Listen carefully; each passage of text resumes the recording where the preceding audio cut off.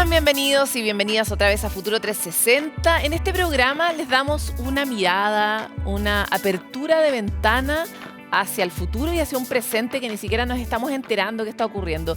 Parecen milagros, pero son grandes transformaciones en los distintos ámbitos de la ciencia y del desarrollo humano que están literalmente revolucionando la manera en que estamos evolucionando, puede ser, transformando la historia.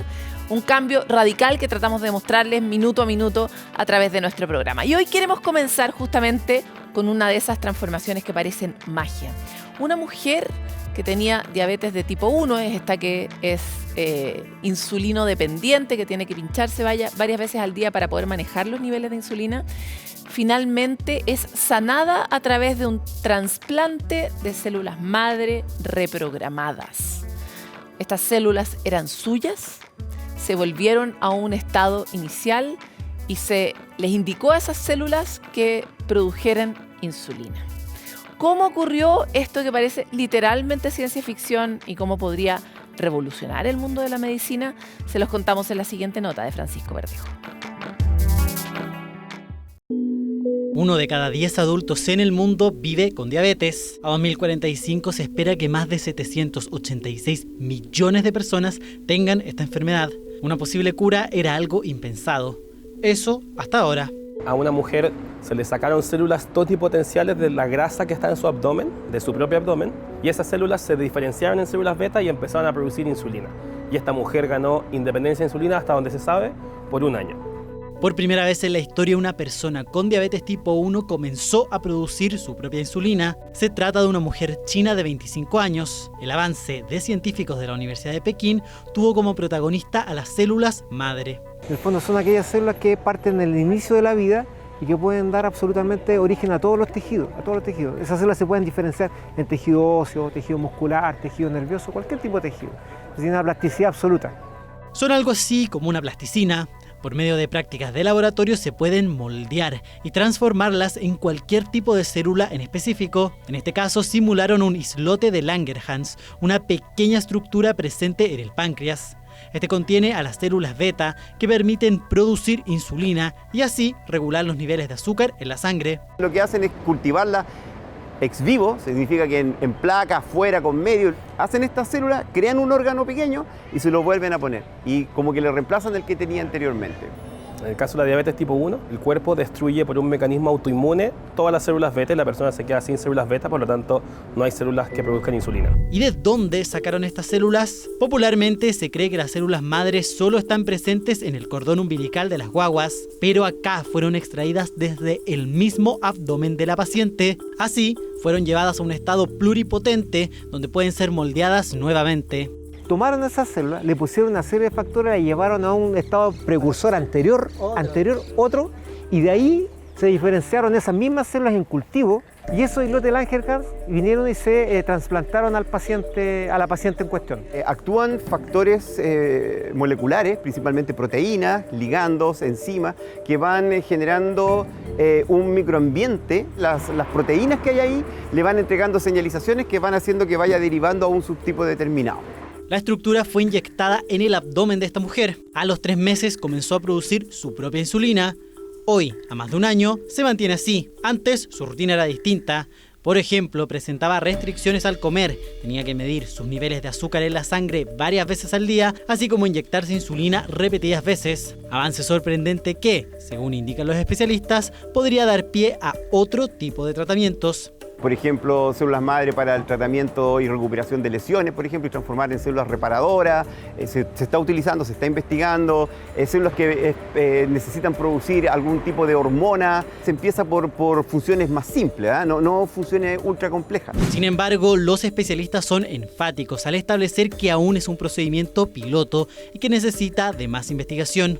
Trabajos anteriores que han habido con células madre para la diabetes tipo 1 no han sido tan exitosos. Ya se ha intentado hacer esto con otro tipo de células madre y lo que ha logrado la gente es, por ejemplo, reducir su dosis de insulina a la mitad por menos de un año, que son desenlaces mucho menos duros que esta señora asiática que aparentemente ganó independencia de insulina. Tipo de tumores por crecimiento de este tipo de células de forma inespecífica. Entonces no es una panacea, es un proceso que aún está en estudio, que se requiere mayor cantidad de desarrollo Actualmente esta mujer se mantiene produciendo insulina y tomando medicamentos inmunosupresores para que su cuerpo no rechace el trasplante. Al mismo tiempo, en noviembre de 2024, 2 pacientes más cumplirán un año con este tratamiento. Luego, los investigadores de la Universidad de Pekín buscan replicar el estudio con una muestra mayor de personas. Sin duda, un paso gigantesco para tratar una enfermedad y alivianar la vida de millones de personas. Si hay una deuda tan antigua que tenemos como nuestra propia historia, es la de comprender el maritorio chileno como parte de nuestra geografía, de nuestra riqueza, y que aprendamos a conocerlo de una manera más profunda. Y es por eso que en Futuro 360 siempre le damos mucho espacio, la mayor cantidad de espacio que podemos, a la conversación sobre el océano, ¿no? Hoy estamos con nuestro invitado habitual, pero casi siempre lo tenemos online, así que lo agarramos de una pata sabiendo que estaba en Chile para poder profundizar sobre distintas materias relevantes junto a Max Bello. Muchas gracias por estar aquí en Futuro 360, director de la iniciativa Mission Blue.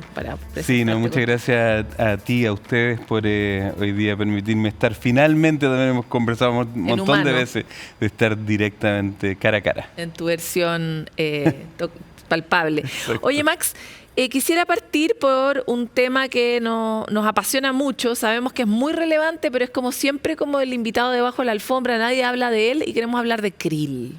Súper. Porque además el krill, que es este pequeño crustáceo marino que es muy relevante para distintas cadenas tróficas en el océano, se ha tomado bastante la conversación científica a nivel global, y quisiera saber un poco qué nos traes de esa conversación global, qué relevancia crees que tiene y por qué en Chile debiéramos estar mucho más enfocados en él. Bueno, seguramente si uno le preguntara a las ballenas lo habrían puesto como prioridad de conversación hace rato, planetaria, ¿no? El hecho de que muchas de las ballenas viajan distancias impresionantes, ¿no? Las vemos en el trópico, van a comer a los polos, ¿cierto? En el caso, por ejemplo, de la Antártica, llegan las ballenas, comen, se alimentan de una manera impresionante, por lo tanto el krill es muy rico y las mantiene luego para que prácticamente no coman por 6 meses, para tener sus crías además. El krill entonces te da ahí eso, una figura de cuán importante es, no solamente para la Antártica, sino que para el planeta entero.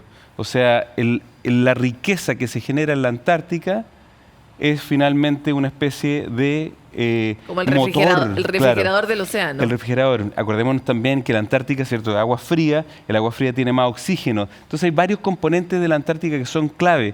La corriente Humboldt, que ¿cierto?, pasa por las costas de Chile, sube, llega hasta Galápagos, que hace que Galápagos sea también el Galápagos que conocemos, es una corriente que se desprende de la corriente, ¿cierto?, antártica.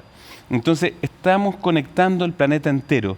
Y obviamente cuando afectamos también alguna de estas zonas, afectamos al planeta completo. Ahora, me encantaría hablar de otras especies, porque siempre hablamos de las ballenas son como los leones, ¿no? Claro. Son estos animales que nos encanta saber más porque son símbolos. Pero el krill sostiene varias otras cadenas además de las ballenas. Hablan un poco más de eso. Bueno, hay muchas especies en la Antártica que efectivamente dependen absolutamente del krill. O sea, si no hay krill o si el krill no es de buena calidad o si, por ejemplo, se ha movido también las zonas ¿cierto?, donde normalmente encontrarían el krill, las especies como pingüinos, muchas especies de pingüinos, ¿cierto?, sufren los efectos de no tener el krill. Varios, por ejemplo, focas también. Y también tenemos el lobo de pelaje, digamos, el leopardo. El fur seal, que se le llama en inglés, ¿no? Que lo que pasa es que tiene dos tipos de pelo. Esos animales viven exclusivamente, prácticamente, del krill. Y durante la época de verano, ¿cierto?, ellos van y se reproducen y están justamente en las zonas cercanas donde el krill está acumulándose. ¿Qué es lo que está afectando hoy al krill? La pesca. Hay una pesca industrial que conocemos, ¿cierto?, que está llevada por países como China, como Noruega. Chile también tiene una parte muy pequeña. ¿Es legal esa pesca? Es legal, exactamente. Y hay un tema muy importante, ¿Para qué qué pescan el krill? Exactamente. Bueno, esa es la pregunta que nos hacemos todos y que lamentablemente la respuesta no es muy auspiciosa. Sucede que la pesca se utiliza para, ¿cierto? O sea, el krill se utiliza, por ejemplo, para hacer harina de pescado, para alimentar otros animales, por ejemplo, salmones. Se utiliza también para hacer productos con aceite, ¿cierto? De pescado, principalmente para estas cápsulas de aceite, ¿cierto? Que supuestamente te ayudan, que ni siquiera tienen tampoco una acidez muy particular respecto de cuán importantes en términos médicos son para los humanos, pero son estas pildoritas de aceite de pescado, ¿no? Ahora, imagínate que estamos yendo entonces a sacar esa cantidad, una cantidad increíble, ¿no? Muchos cientos y miles de toneladas de krill. Y tú los estás sacando de estos lugares. Imagínate una embarcación de Noruega que va a capturar krill, que entonces lo toma y se lo lleva a otro lugar en el mundo donde produce, ¿cierto?, esta harina de pescado para luego dárselo, por ejemplo, a un salmón, en un lugar como, por ejemplo, la Patagonia, donde finalmente tienen otros efectos muy importantes, los conocemos muy bien, los efectos negativos de la salmonicultura. Y luego, esos salmones, ¿cierto?, cuando están listos, entonces se llevan a otras partes del mundo. La huella de carbón, la huella ecológica que tiene eso es gigantesca. Pero además, si a eso le sumas el cambio climático y los efectos del cambio climático sobre la Antártica, que es uno de los lugares donde más, ¿cierto?, estamos viendo los cambios del cambio climático, o sea, los efectos del cambio climático, va a tener, ¿cierto?, efectos que son tremendamente importantes, como decíamos, para todo el planeta, no solamente para la Antártica. Ahora, parece que la tarea de proteger el krill es bien dura. O sea, en parte porque las distintas variables que lo están afectando no son solo humanas, no solo la pesca, sino que la misma variación de los hielos marinos está alterando la alteración en la temperatura. Correcto. Está cambiando también su estado de salud, digamos. Sí. Y por lo mismo es como, ¿qué se está hablando a nivel internacional como medidas concretas para poder cuidar el krill? No, efectivamente, tú tienes efectos del cambio climático que son muy potentes sobre el krill. Recordemos que el krill vive durante el invierno. El krill depende, ¿cierto?, de las algas que crecen alrededor de la burbuja, del hielo que ocupa, ¿cierto?, extensiones grandísimas en el océano durante el invierno. Si no hay ese hielo, no hay burbuja, krill, claro, no hay krill, o el krill es de menor calidad, por lo tanto también afecta a la otra especie. Efectivamente, entonces pasan todas esas cosas que tenemos que observar y que toda esa acumulación de distintas cuestiones que están pasando entonces van a afectar al krill y finalmente a todas las especies. Ahora, algunas de las medidas, y una cuestión que ¿cierto?, tú conoces bastante bien, yo he venido trabajando hace muchos años en la creación de áreas marinas protegidas. Las áreas marinas protegidas son una herramienta ancestral, muy reconocida por la ciencia, ¿cierto?, e incluso por el manejo pesquero, para poder cuidar, ¿cierto?, el océano y de tal manera también incluso pensar en ocuparlo de manera, si uno quiere llamar, sustentable en el futuro. Por lo tanto, ha habido un proceso en el cual también la comisión, ¿cierto?, que maneja los recursos vivos, que es ¿cierto?, la CRUMA o CAMELAR, como se dice en inglés, ha venido, ¿cierto?, tomando decisiones para crear estas áreas marinas protegidas alrededor de toda la Antártica. Y se han dividido entre los países que son parte de esta comisión, justamente quién entrega una propuesta para poder entonces decir, esta área tiene que ser protegida de esta forma. Y hay una zonificación, está la ciencia, etc. Nosotros tenemos una propuesta con Argentina en esa materia. Correcto. De proteger una zona específica de la Antártica que es bien crítica para el desarrollo de krill, además. Exactamente. Y además que es una de las zonas más afectadas por el cambio climático, porque acordémonos, la península antártica, ¿cierto?, es la parte que sale más, por decirlo así, hacia el norte. La más expuesta. La más expuesta, y entonces los cambios son más evidentes. Yo estuve el año pasado en la Antártica y yo viví en la Antártica además hace varios años atrás y trabajando con el INACH además, estudiando varias de las especies que viven en las Shetland, ¿cierto?, en un lugar maravilloso que se llama Cabo Chirref. Y una de las cosas que más me llamó la atención de este viaje era, primero, estuvo lloviendo prácticamente todo el viaje. En la Antártica no llueve, ¿cierto? Cae nieve. La precipitación es de nieve, pero no de lluvia. Habían entonces, ¿cierto?, arcoíris. En la Antártica no debieran haber arcoíris normalmente. Vimos colonias de pingüinos que a finales de febrero, principios de marzo, estaban recién saliendo digamos, de los huevos. Eso es completamente fuera. Exactamente. O sea, lo más probable es que esos polluelos han muerto, y además los padres que también han cambiado su tiempo para poder cambiar su plumaje. Y eso no van a, cuando llegan las tormentas fuertes, ya en marzo empieza el frío, ¿cierto?, tremendo, no van a resistir en esas condiciones. Entonces hay cambios que son dramáticos que están ocurriendo ahora ya. Pero si a eso tú le sumas también, entonces, esta presión para poder sacar krill, para poder certificarlo, para poder hacer alimento, por ejemplo, de salmones, el impacto es gigantesco. ¿Por qué? ¿Para qué? Y esa es la pregunta. ¿Para qué? ¿Para un lujo? Y ahí es donde tenemos que llegar en algún momento como humanidad a un acuerdo. Y aquí una cosa muy linda, Paloma, de esperanza. Sí, por favor. Porque hace muchos años, durante la Guerra Fría, se tomó una decisión increíble en medio de la Guerra Fría y se llegó a un acuerdo para proteger el continente, la Tierra. O sea, para aquellos que no conocen, digamos, la Antártica es un continente gigantesco, con cordilleras, montañas maravillosas, impresionantes.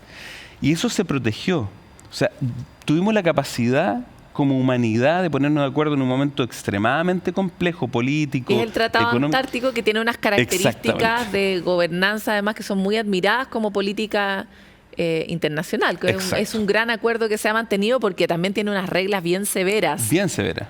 O sea, no hay minería, no puede haber minería, no puede haber extracción de recursos, no puede haber tampoco armamento, etc. Pero tampoco se puede cambiar con mucha facilidad, es bien rígido, ¿no? Exactamente. Y uno esperaría que donde realmente además está la vida, que es el mar, ojalá también pudiera tener ese tipo de definición. Por lo tanto, hoy día, frente a la crisis del krill, de la misma Antártica y nuestra propia crisis humana, que en el fondo es todo la misma cosa, una medida muy concreta que sí podríamos hacer sería aprobar esa área marina protegida. Hay que avanzar. Pero eso no es fácil justamente por las reglas del Tratado Antártico. Claro. ¿Cuáles son nuestros desafíos para ese tipo de cosas? Bueno, nuestros desafíos son primero porque estas decisiones se toman en consenso, en el Camelar, ¿no?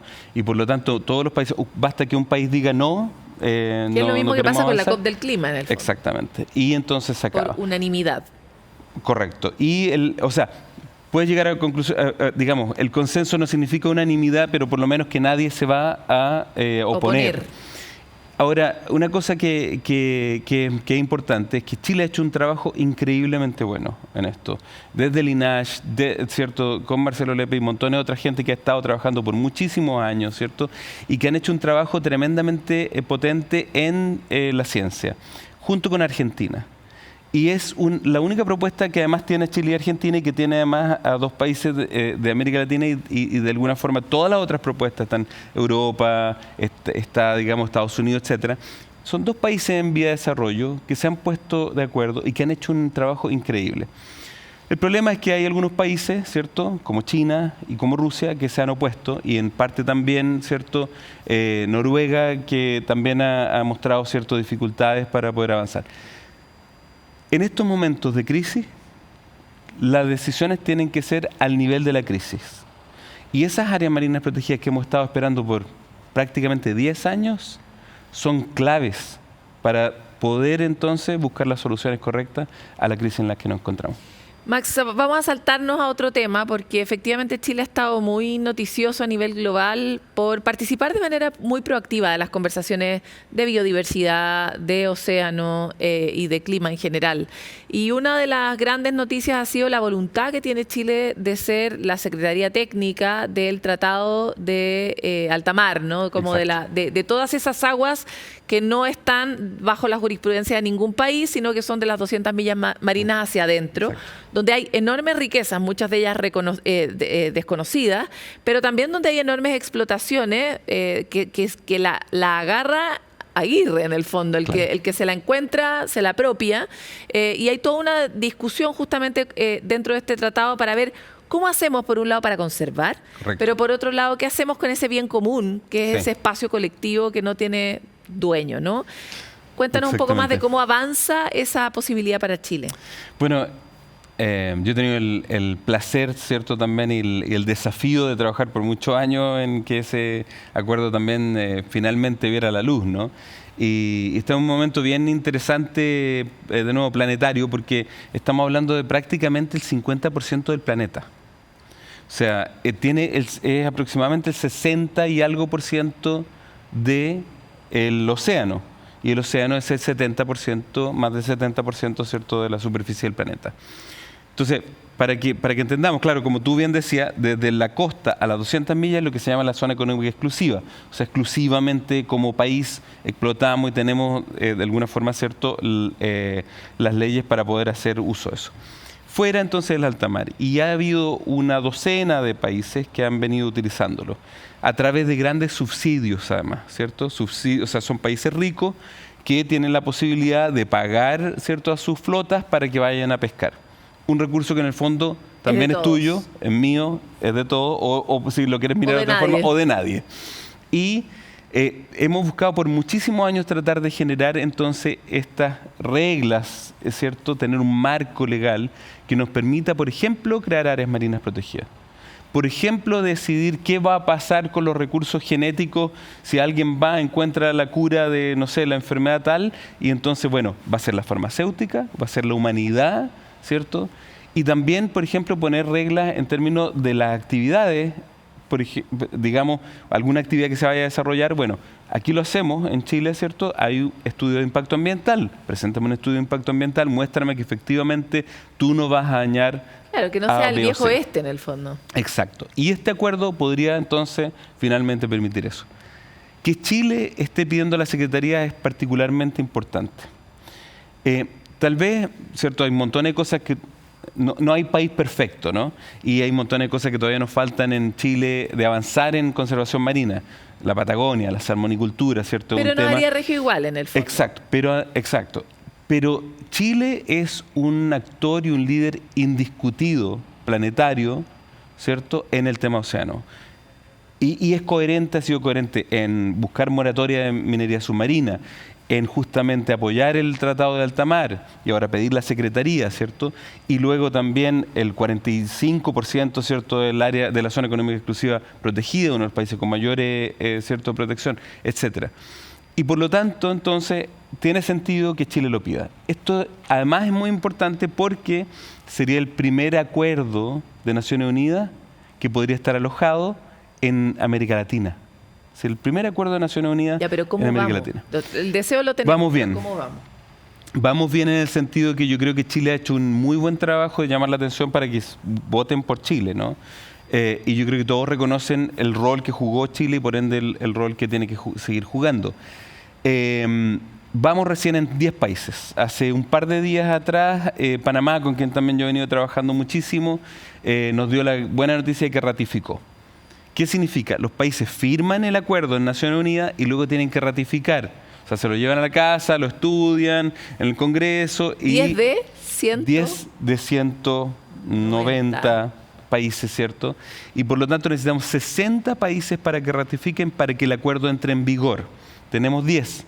Pero aquí viene la buena noticia también, es que la Unión Europea está muy cercana a hacerlo, y esos son 27 países. Perfecto. Por lo tanto, tendríamos en los próximos meses probablemente 2/3 del camino casi, recorrido. Exactamente. Y ahí viene una cosa bien interesante. Lo que nos estamos proponiendo entre todos, digo, estamos porque también como ONGs, como individuos hemos participado en este proceso, es que en Niza, que se va a celebrar, ¿cierto?, la reunión de Naciones Unidas de Océano, que espero que tú también puedas estar presente ahí, vamos a celebrar, ¿cierto?, esta nueva versión de Océanos de Naciones Unidas, y entonces queremos ya para celebrar en esa reunión tener los 60 países ratificados. Y estamos trabajando todos conjuntamente, el High Seas Alliance, Mission Blue y un montón de otras organizaciones, en buscar que justamente los países ratifiquen. Max, tengo que cerrar, pero lo único que quiero saber es ¿cuántos votos necesitamos nosotros para ser elegidos Secretaría Técnica? Bueno, necesitamos, creo que es 1/3 de los votos que se necesitan para poder ser Secretaría Técnica. Hay otras formas son también. Los mismos 50 países en el fondo, un poquito más. 60. Efectivamente. Pero harta campaña que hacer. Max Bello, te quiero agradecer por esta conversación. Siempre nos quedamos cortos, pero mejor conversación en mano que 100 volando. Ya te tendremos nuevamente en Futuro 360. Un placer. Muchas gracias.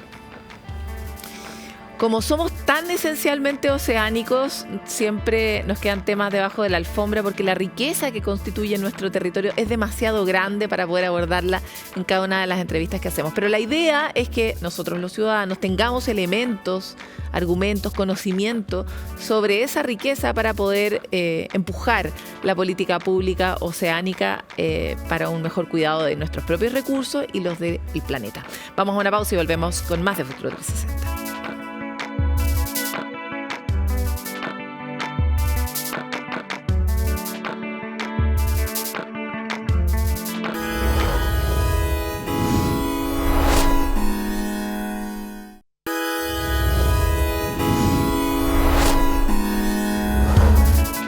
Y no solo la biotecnología está transformando el mundo de nuestras vidas, sino también, y definitivamente, y para quedarse, la inteligencia artificial.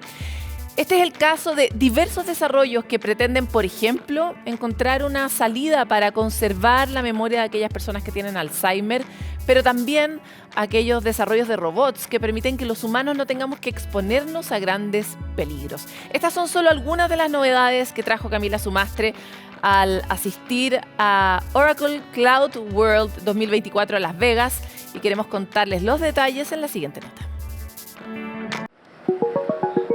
Desde robots capaces de resistir atmósferas explosivas hasta estrategias de nube que han permitido mejorar el desempeño en las carreras de la Fórmula 1.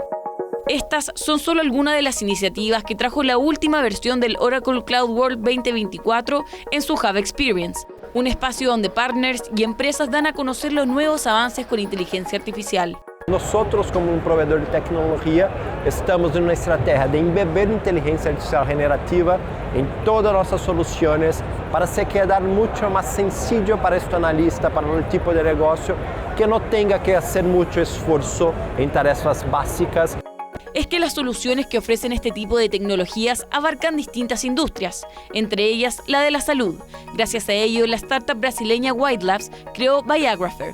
Hola, soy el primer biógrafo del mundo con inteligencia artificial.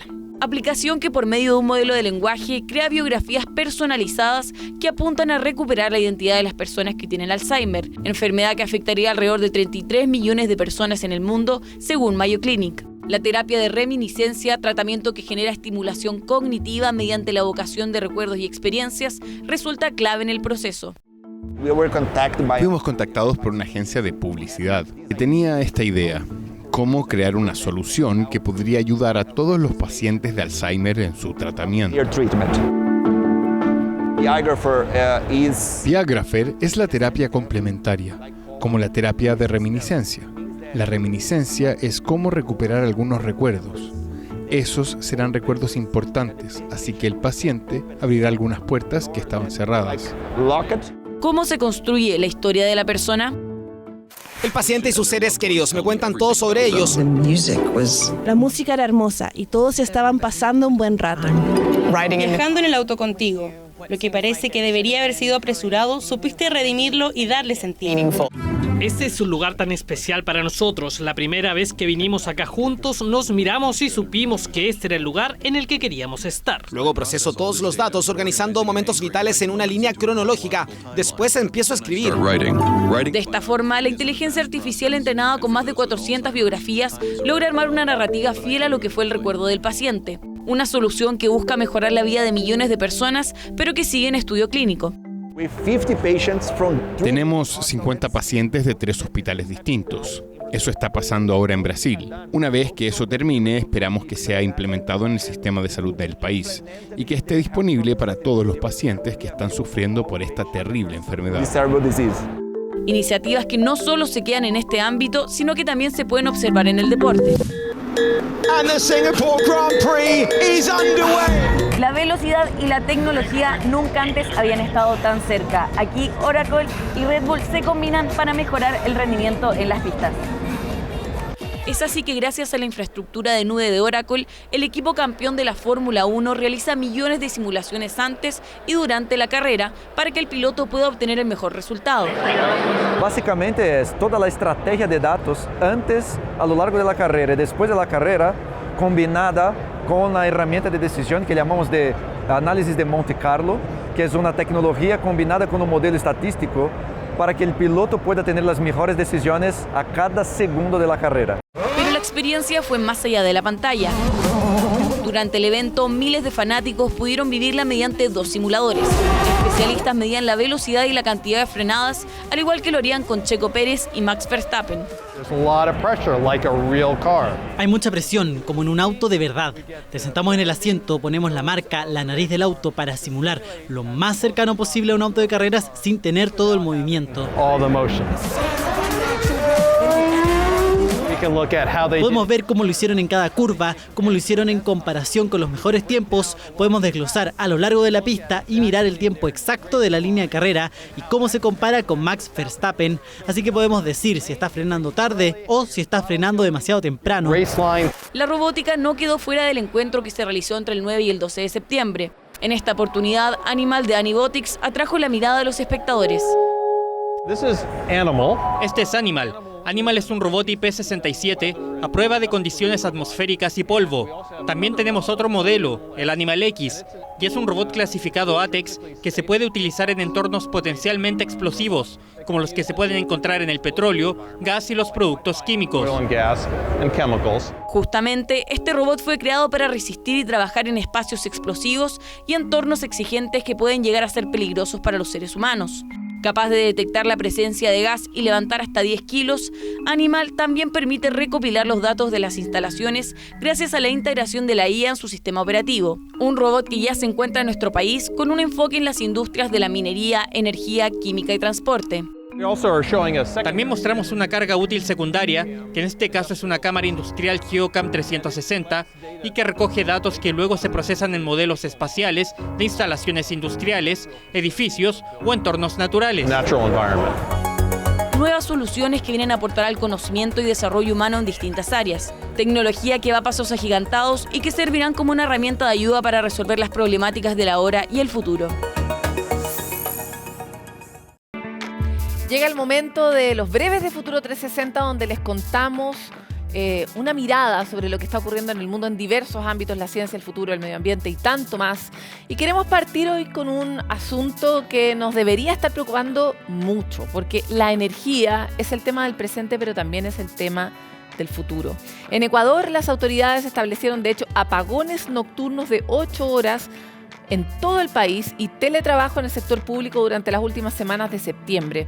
La razón, el déficit de lluvia desde 2023 y el aumento de los incendios forestales han llevado al país tropical a la peor sequía que han vivido en 60 años. Lo que ha tenido, por supuesto, efectos en la generación de electricidad, ya que el 72% de la matriz energética corresponde a la energía hidráulica y solo el 2% a energía eólica y solar. Vale la pena hacer una pausa aquí y plantearles que la relación entre incendios y sequía es enorme. En la medida en que tenemos menos agua, por supuesto que la biomasa está más seca, pero en la medida en que más se quema la biomasa, menos resistencia tenemos para poder contener el agua. Por lo tanto, lo único que hace es entrar en un ciclo que genera menos agua y por lo tanto más sequía. El panorama es crítico y está preocupando, por supuesto, tiene atento a todo el gobierno, porque según expertos aún no llega la peor parte de esta sequía y se van a necesitar más o menos unos 15 días de lluvias fuertes y constantes para poder restablecer el estado en que los embalses sean funcionales y puedan permitir tener los recursos que permitan abastecer a las ciudades de electricidad. Este problema también lo está viviendo hoy día Perú, Colombia y países donde la energía hidráulica es protagonista y por eso es tan importante lo que está ocurriendo en nuestro país, donde hemos podido diversificar las fuentes de energía. Nosotros ya tuvimos nuestra crisis de sequía en el pasado, como hemos revisado en los especiales de energía de Futuro 360. Pero volviendo a Ecuador, para esta semana se anunciaron apagones de entre 2 y 4 horas y el Ministerio de Energía ha pedido a las empresas privadas tener activados sus generadores eléctricos a combustible todo el tiempo que sea posible durante el día para poder reducir la demanda del sector eléctrico nacional y así administrar la crisis.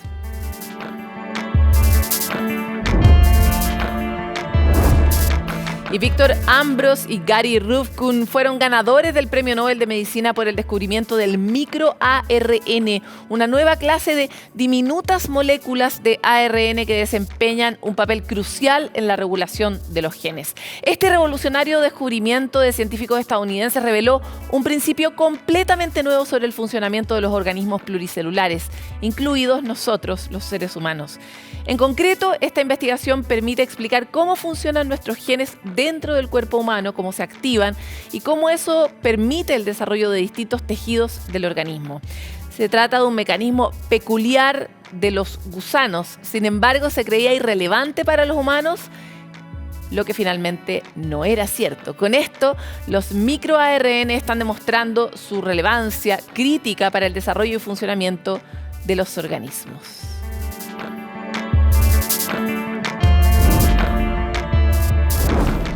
Y durante este fin de semana, de manera simultánea en distintos lugares del mundo, se desarrolló la hackathon más grande del planeta que invita a jóvenes talentos, emprendedores, profesionales a encontrar soluciones enfocadas en explorar de alguna manera la tecnología espacial, la robótica, la programación, la sostenibilidad.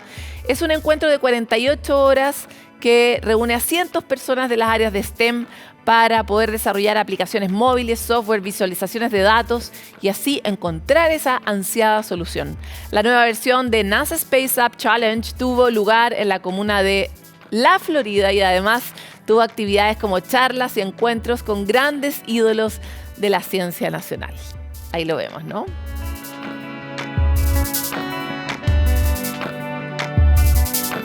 Entusiasmado de ver a jóvenes poniendo su conocimiento y su curiosidad a disposición de resolver problemas globales. Es maravilloso que tratar de competir a nivel global para participar en la NASA, ¿verdad? Este tipo de actividades son esenciales para motivar a nuestra juventud, para que niños, niñas y adolescentes se motiven con la ciencia, se hagan preguntas y fortalezcamos el pensamiento crítico. Y este año la quinta versión de Futuristas se transforma en una experiencia de juegos deportivos para niñas y niños, donde se van a poder descubrir distintos tipos de experiencias científicas a través del juego y la actividad física.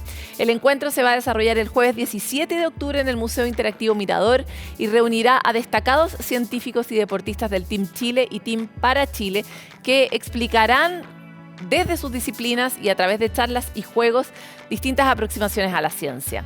En Futuristas, los asistentes descubrirán que tanto en la actividad física como en la ciencia, el ensayo y el error, la perseverancia y la disciplina, el trabajo en equipo son ingredientes esenciales para lograr experiencias transformadoras, lúdicas y entretenidas, que además nos van a poner en contacto con un aprendizaje tan valioso. La conexión entre estas dos disciplinas revela cómo la creatividad y la investigación comparten un método para dar vida a competencias y resultados emocionantes, como los que ya hemos festejado tanto, logros olímpicos y paralímpicos. Y lo interesante es que este encuentro, con una previa inscripción, es gratuito para todas y todos. Tienen que ir a www.futuristaschile.cl.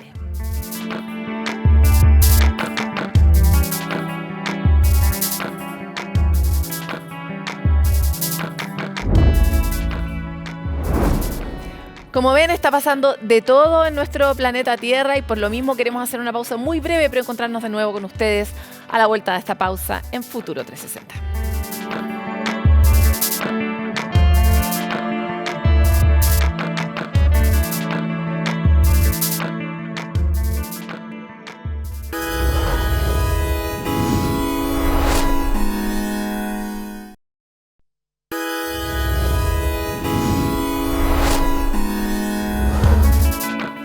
La vida sobre la Tierra nunca deja de sorprendernos y nosotros en Futuro 360 nos hemos propuesto llevarles esa asombrosidad terrestre a sus casas.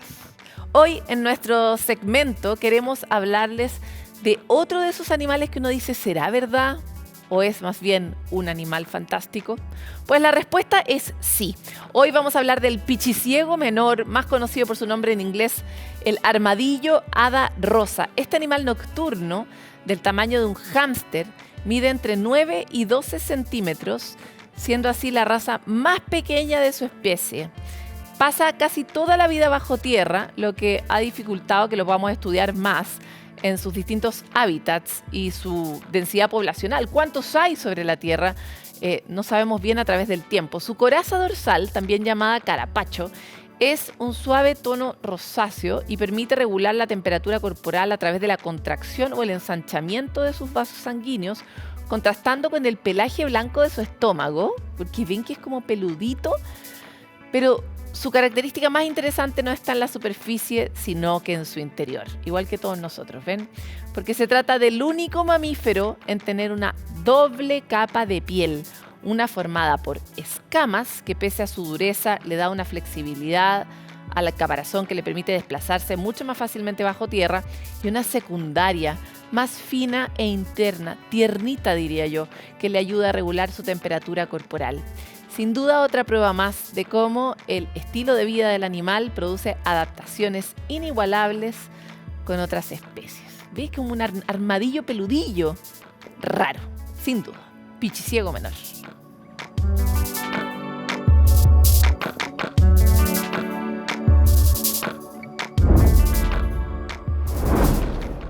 Y un ámbito en que no queremos estar ni pichi ni ciegos para nada es el de los aviones, ¿verdad? Porque nos incumben directamente. Y para poder avanzar en los desafíos de la ciencia y la transición energética, la idea es poder lograr justamente combustibles sustentables y de cero emisiones para la industria de la aviación, que ya sabemos es, cuando uno lo pone en escala, la más contaminante. Esto es precisamente lo que están tratando de resolver en la Universidad Católica de la Santísima Concepción, en la región de Biobío. ¿Cómo están haciendo esto? ¿Cómo lo hacen desde Biobío? Lo vemos en la siguiente nota de Camila Guía. La aviación contribuye con alrededor del 2% de las emisiones mundiales de carbono. Por ejemplo, un vuelo de clase económica desde Londres hasta Nueva York emite aproximadamente 0,67 toneladas de dióxido de carbono por pasajero, lo que equivale a casi 60 galones de diésel cada uno. Tal como en la industria automotriz, los avances de la ciencia han permitido generar un combustible sustentable para la industria de la aviación, Sustainable Aviation Fuel, más conocido como SAF por sus siglas en inglés, que en Chile se está desarrollando desde el Centro de Energía de la Universidad Católica de la Santísima Concepción en la región del Biobío. En este centro de investigación se está trabajando en la producción del combustible SAF, que es el que se usa en la aviación, tanto para helicópteros como para los aviones. Y tiene la gracia de que emite hasta un 80% menos de gases de efecto invernadero que el combustible común, pero lo están haciendo a partir del aceite residual de frituras. Veamos de qué se trata. Los aviones y este tipo de transporte todavía no pueden incorporar tecnologías más avanzadas como en el caso de la electromovilidad. Por lo tanto, para poder descarbonizar este tipo de transporte necesitamos desarrollar este tipo de combustible. El aceite residual de fritura en Chile no tiene ningún uso, se recolecta y se exporta porque no ha sido utilizado para industrias, por ejemplo, como la producción de biodiesel. Entonces nosotros queremos darle un uso a este residuo que ya existe. Esto es posible por la composición de la molécula del aceite, que tiene carbono e hidrógeno, necesarios para la formación de hidrocarburos. En este centro de energía fuimos testigos de la elaboración de este combustible, que consta de 3 grandes etapas divididas en 3 laboratorios. Sigamos el paso a paso de este proceso. Acá en este laboratorio que es de bioenergía y combustión, nosotros tenemos un equipo que es un pirolizador piloto, que es de diseño propio, que está en proceso de solicitud de patente. Y con este equipo nosotros hemos mejorado el rendimiento de producción de SAF. Nosotros acá en el laboratorio lo que hacemos es un precursor que se ocupa para la producción de SAF. Este precursor se llama carboxilato, que es lo que nosotros vemos acá. Es una especie de jabón que luego se tritura a un tamaño de partícula pequeño y eso es lo que se inyecta al pirolizador para la producción de SAF. En este laboratorio nosotros realizamos la analítica, los ensayos para caracterizar el SAF que estamos produciendo. Entonces, por ejemplo, tenemos un equipo que es un CarFisher, donde analizamos el contenido de humedad para asegurarnos de que el SAF no tenga agua. Asegurarse de que este aceite que se convertirá en combustible sustentable no tenga agua es un paso esencial en la fabricación del SAF. Si tiene mucha agua, la combustión no puede ser completa y también puede dañar el motor, puede dañar alguna válvula o cosas así. La máquina funciona principalmente con jeringa y en este caso una muestra líquida, en el cual yo tengo que tomar un volumen conocido y saber su masa. Para eso utilizamos una balanza. Y el equipo lo que hace es hacer una titulación potenciométrica en base a yodo y metanol para poder cuantificar el agua que tiene la muestra. Hacemos la inyección. Ok. Con eso está bien. Y después de eso volvemos a poner la jeringa y con la diferencia, que en este caso está marcando alrededor de 0,23 gramos, la ponemos en el equipo. Pasado el tiempo, porque esto funciona por milivoltios, cuando una vez que se estabilice va a entregar un porcentaje de humedad que tiene la muestra. La investigación del SAF es realizada por los propios estudiantes de pre y posgrado de la Universidad Católica de la Santísima Concepción, guiada por los profesores. Un interés por resolver problemas locales y nacionales, pero que también forman profesionales integrales para el futuro. La verdad es que es muy importante, junto con desarrollar tecnología, la formación de capital humano. Es necesario que hayan profesionales que tengan estas competencias para poder trabajar en las industrias, en las empresas que vayan a desarrollar estos nuevos productos. Y lo que necesitamos en la región del Biobío es modernizar esta industrialización, avanzar en nuevos desarrollos, y por lo tanto la formación de capital humano en las universidades es una necesidad. El Ministerio de Energía tiene una hoja de ruta para el desarrollo del SAF en Chile de cara al plan de descarbonización a 2050, un cambio clave para la disminución de emisiones de dióxido de carbono y el desarrollo de la industria nacional. Aquí llega este recorrido de Futuro 360 desde las profundidades abisales hasta la biología que nos constituye, pasando por animales impresionantes que comparten con nosotros la Tierra. La idea, como siempre, es que vayamos comprendiendo cuál es nuestro siguiente paso, cuál está siendo el presente paso y cómo podemos nosotros como ciudadanos participar de estas conversaciones de una manera más activa.